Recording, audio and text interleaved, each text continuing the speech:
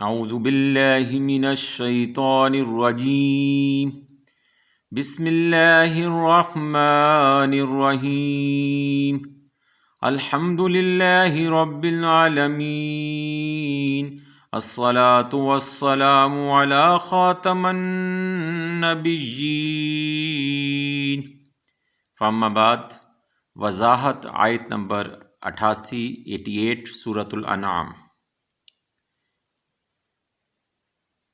یہ اللہ تعالیٰ کی ہدایت ہے جو رہنمائی کرتا ہے اس کے ساتھ جس کی چاہتا ہے اپنے بندوں میں سے، اور اگر یہ بندے شرک کرتے تو ضرور ضائع ہو جاتا ان سے وہ عمل جو وہ کیا کرتے تھے۔ یعنی کہ یہاں پر اللہ سبحانہ وتعالیٰ بتا رہا ہے کہ ہر چیز میرے قبضہ قدرت میں ہے، اور میں ہی کسی چیز کی توفیق عطا کرنے والا ہوں۔ اور اللہ تعالیٰ یہ فرما رہا ہے کہ ہر چیز کی یعنی کہ ہدایت کی رہنمائی میں ہی کرنے والا ہوں، جس کی میں چاہتا ہوں اپنے بندوں میں سے، اور اگر شرک کرتے تو ضرور ضائع ہو جاتا ان سے وہ عمل جو وہ کیا کرتے تھے۔ جن لوگوں کا تذکرہ ہو چکا، ہدایت ہے دین الہی عز و جل کی کہ اپنے بندوں میں جسے چاہے دے، اور اگر وہ شرک کرتے باوجود اتنی فضیلت حاصل کر لینے کے تو ضرور ان کا کیا عقارت جاتا، یعنی ان کے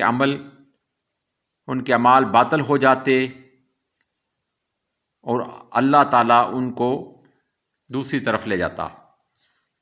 یعنی وہ جہنم کی طرف چلے جاتے، جن کو ہم نے، اور باقی جن کو اللہ تعالیٰ کہتا ہے جن کو ہم نے کتاب اور حکمت یعنی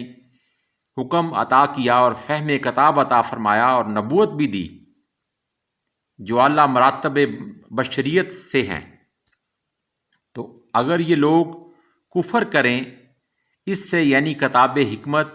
اور نبوت سے یا آیات قرآنی سے، یعنی اہل مکہ، تو ہم نے اس کے لیے ایک ایسی قوم لگا رکھی ہے، یعنی اصحاب رسول یا ہر وہ جو ایمان لا چکا ہو، یا کفر بالقرآن والانبیاء نہیں کر سکتی۔ تو اللہ تعالیٰ کی خاص نعمت ہے ان لوگوں پر جن کو اس نے ہدایت عطا فرمائی،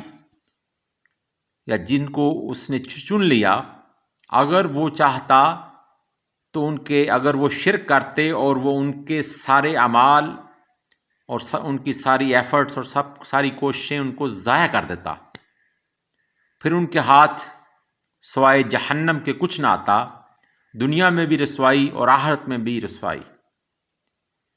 تو یہ اللہ تعالیٰ یہاں پہ کہہ رہا ہے کہ اگر یہ لوگ قرآن اور نبی کی اطاعت کرتے ہیں اور حکمت کو مانتے ہیں تو اللہ سبحانہ وتعالیٰ ان کو بہت کچھ عطا کرے گا۔ اور یہ جو اہل مکہ ہیں